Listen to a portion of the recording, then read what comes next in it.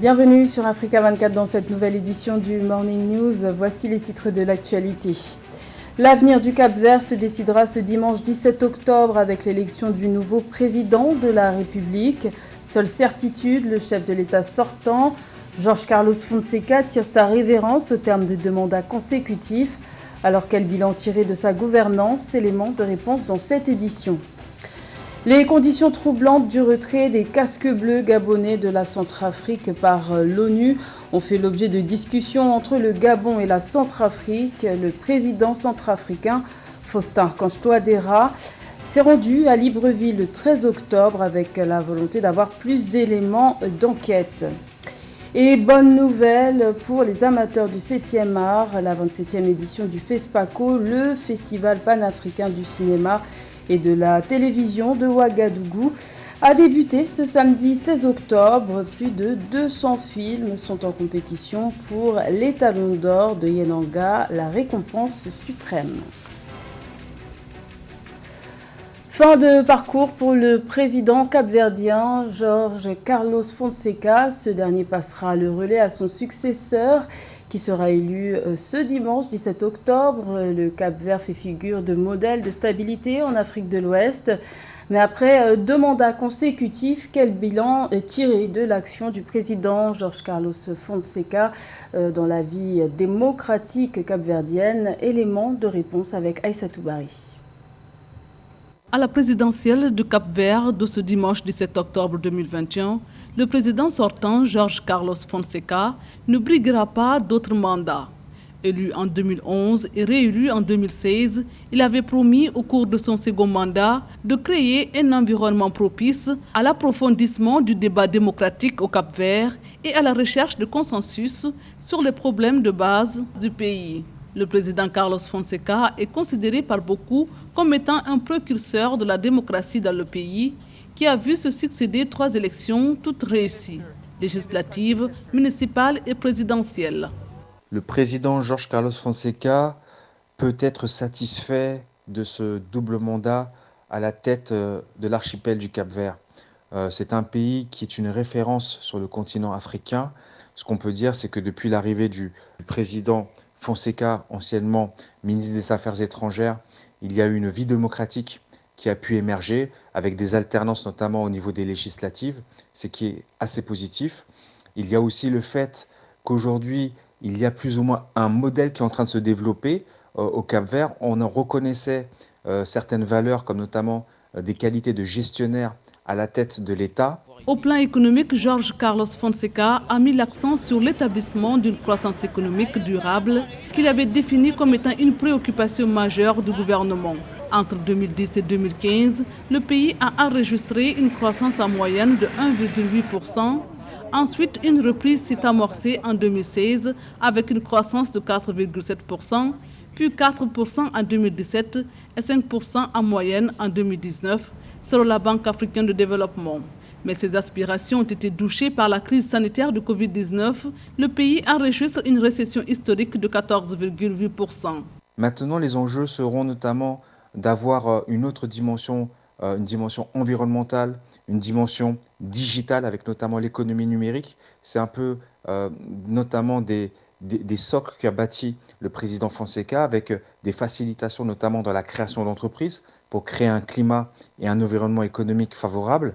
Et il y a aussi cette volonté de favoriser le commerce intra-africain, notamment avec les pays de l'Afrique de l'Ouest. L'un des enjeux majeurs auxquels a eu du mal, c'est celui de sortir notamment 1/5 de sa population qui reste encore très fragile, avec notamment une situation de pauvreté structurelle. S'il est perçu par certains comme un président sobre et disponible, nombre de citoyens lui reprochent une mauvaise gestion de l'éruption volcanique de novembre 2014 ayant entraîné des milliers de sans-abri et un fort taux de chômage parmi les jeunes.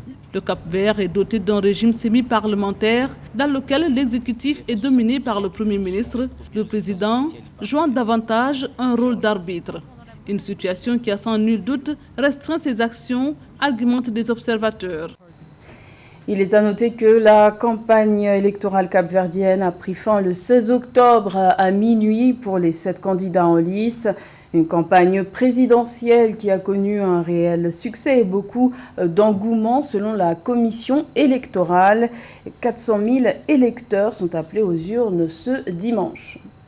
Également dans l'actualité, Laurent Gbagbo signe son grand retour sur la scène politique ivoirienne.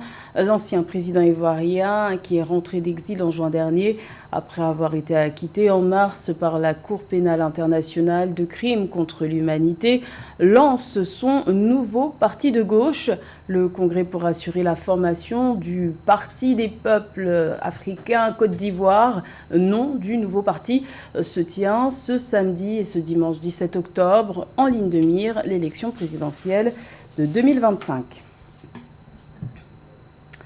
Les conditions troublantes du retrait des casques bleus gabonais de la Centrafrique par l'ONU ont fait l'objet de discussions entre le président gabonais Ali Bongo Ondimba et le président centrafricain Faustin Archange Touadéra. Ce dernier s'est rendu à Libreville le 13 octobre avec la volonté d'avoir plus d'éléments d'enquête.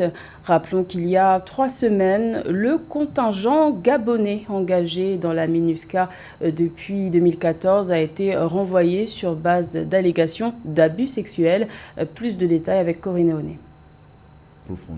Sur la question du retrait brutal du contingent gabonais de la mission multidimensionnelle intégrée des Nations Unies pour la stabilisation en Centrafrique MINUSCA, le président Faustin Archange Touadéra demande aux Nations Unies de fournir des informations supplémentaires afin que des responsabilités soient clairement établies. Du côté de la centrafricaine, nos institutions n'ont pas eu vraiment des éléments d'appréciation ni une plainte de la part des victimes, et c'est pour cela que nous devions poursuivre les investigations, puisque c'est quand même des Centrafricains, de nos compatriotes des Centrafricaines, et nous sommes en droit d'en savoir un peu plus, d'avoir les éléments pour apprécier.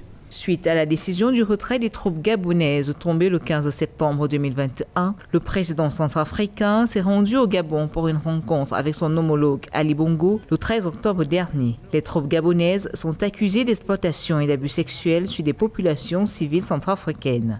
Au lendemain de l'annonce du retrait des 450 casques bleus, le gouvernement gabonais avait fait part de l'ouverture d'une enquête. La partie centrafricaine souhaite toutefois être associée aux démarches judiciaires. Comme c'est des faits qui sont produits en République centrafricaine, nous avons demandé à ce que nous soyons dorénavant impliqués dans les enquêtes qui sont en cours, que cela soit du côté des Nations Unies que du gouvernement gabonais, pour savoir un peu plus. Mais nous n'en étions pas associés. Donc, dans les faits, dans la vérification. Les militaires gabonais étaient présents en Centrafrique depuis 25 ans. Ils ont intégré ensuite les rangs de la MINUSCA en avril 2014, quand les Nations Unies ont déployé cette mission qui consistait à mettre fin à la sanglante guerre civile. En mars 2018, le Gabon avait annoncé sa décision de retirer son contingent de la MINUSCA en raison d'un retour progressif de la paix. 3 mois plus tard, sur la demande pressante du président Faustin Archange Touadéra, le chef de l'État gabonais avait finalement annoncé le maintien de ses troupes dans le pays. Toujours en Centrafrique, le président Faustin Archange Touadéra prône la voie du dialogue pour sortir le pays de la guerre civile qui sévit depuis 2013. Le chef de l'État a décrété le 15 octobre un cessez-le-feu unilatéral de son armée et de ses alliés dans la guerre qui les oppose aux rebelles. Cet appel au dialogue républicain est l'une de ses promesses énoncées lors de sa réélection de décembre 2020. Rappelons que jusqu'à présent, 14 groupes armés contrôlent environ 80% du territoire national centrafricain. Des organisations non gouvernementales tirent la sonnette d'alarme concernant le plan d'austérité prévu en Afrique de l'Ouest, un plan pour couper dans les dépenses publiques afin de compenser l'impact de la Covid-19, alors que les mesures d'aide du FMI et de la Banque mondiale sont terminées. Mais selon les ONG, ce plan d'austérité pourrait augmenter les inégalités et la pauvreté. Les explications de Roberto Bogbe. L'indice d'engagement pour la réduction des inégalités montre que 14 des 16 pays ouest-africains prévoient de réduire leurs budgets nationaux d'un montant total de 26,8 milliards de dollars au cours des 5 prochaines années, afin de combler en partie les pertes de 48,7 milliards de dollars subies en 2020 dans la région des suites de la pandémie. Cette austérité a été encouragée par le FMI à travers ses prêts Covid-19, une mesure qui, selon Oxfam, doit être totalement inversée. L'argent a été déversé, certainement, mais est-ce que cet argent a servi à l'investissement public? Est-ce que cet argent a permis à plus de personnes en Afrique de l'Ouest de pouvoir jouir de leurs droits à la santé? Quand vous prenez un pays comme la Sierra Leone, 92% du montant est allé aux entreprises et aux plus riches. Le plan d'austérité que condamne cette confédération de 20 organisations caritatives indépendantes consiste à couper environ 27 milliards de dollars les 5 prochaines années dans le budget de 14 pays d'Afrique de l'Ouest, hormis la Gambie et le Nigeria. Oxfam préconise entre autres une mise en œuvre de mesures de protection sociale solides, la taxation des riches et des grandes entreprises pour minimiser les dégâts sur des millions de personnes déjà affectées par la pandémie de coronavirus. Si les pays ouest-africains décident pour les 5 prochaines années à rehausser leur recette fiscale de 1%, ces pays mobiliseront l'équivalent de 57 milliards de dollars. Et dites-vous, ces 57 milliards de dollars peuvent leur permettre, par exemple, de construire l'équivalent de 600 hôpitaux modernes dans la région, ce qui permettrait aux personnes d'accéder et de jouir de leurs droits à la santé. Cette réduction massive des finances publiques dans les pays de l'Afrique de l'Ouest, selon Oxfam, affecte plus les femmes, une catégorie durement touchée en raison de leur forte concentration dans les emplois précaires. Le Gabon, 5e pays producteur de pétrole en Afrique subsaharienne, a connu une dépréciation de sa production d'or noir au cours des 6 premiers mois de l'année 2021 par rapport à 2020. La Direction générale des hydrocarbures a enregistré un recul de 11,5%. Alors, quelles sont les conséquences de cette dépréciation sur l'économie du pays? Élément de réponse avec Philomène Tine.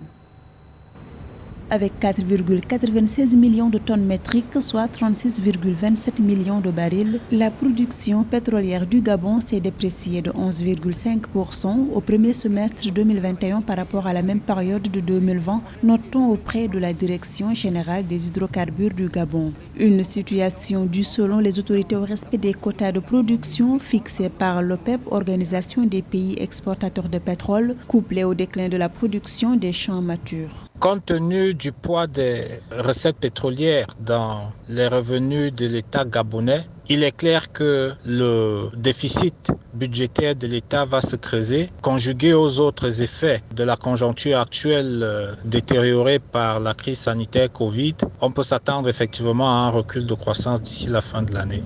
Néanmoins, le recul de la production pétrolière du Gabon au cours du premier semestre n'a pas eu un fort impact sur les revenus du pays du fait de la remontée des cours sur le marché international. Selon les autorités, le Gabon jouit donc toujours des retombées de sa manne pétrolière et peut s'en féliciter. L'économie gabonaise, comme celle des autres pays de la zone CEMAC, est fortement dépendante de la production pétrolière depuis plus d'une cinquantaine d'années. Le gouvernement a effectivement engagé depuis quelques années un programme de diversification orienté vers une industrialisation progressive de l'économie à travers la transformation des produits locaux de consommation de masse. Il importe de poursuivre et même d'accélérer ce processus dans la mesure des moyens mobilisables tout en veillant à la consolidation des entreprises indigènes et à la migration des unités de production informelles vers le secteur formel.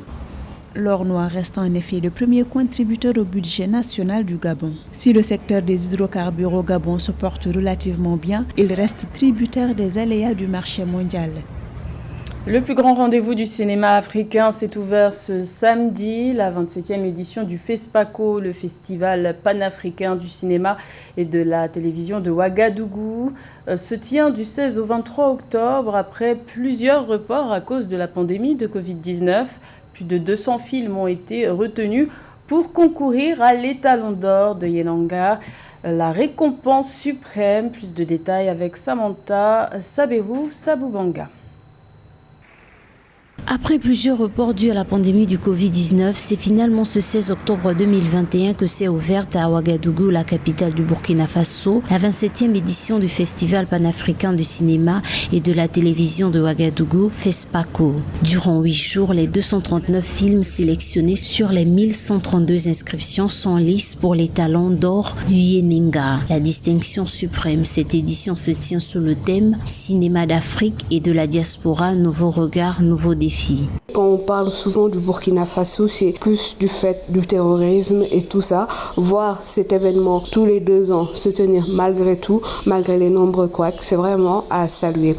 En 2019, le 50e a été célébré en grande pompe et voir le festival se maintenir, c'est énorme, vraiment.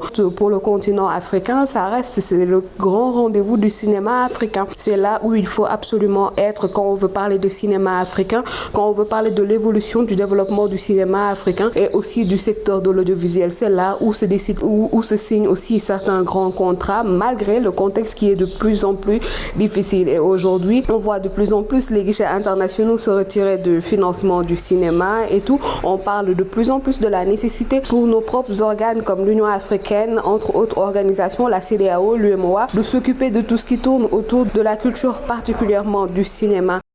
Le Sénégal a été désigné pays invité d'honneur de cette édition. 55 films sénégalais ont été inscrits dans plusieurs catégories de cette édition de FESPACO, parmi lesquels une dizaine de films qui seront projetés pour 14 films en compétition. Cette année, de nouvelles catégories ont été créées afin de donner une meilleure visibilité aux acteurs du cinéma africain. Au-delà des 19 films que nous allons amener, dont 14 vont être en compétition officielle, nous allons également, du point de vue du volet artistique, mettre en lumière le savoir-faire donc de nos acteurs et de nos artistes. Parce que nous aurons Baba Mal qui sera de la partie, nous aurons le ballet de la Linguère de Sorano qui va y être, Didier Awadi et tant d'autres acteurs qui vont être sur place pour montrer donc le talent artistique de nos acteurs et pour montrer la symbiose qui existe entre le monde du cinéma et le monde donc des arts.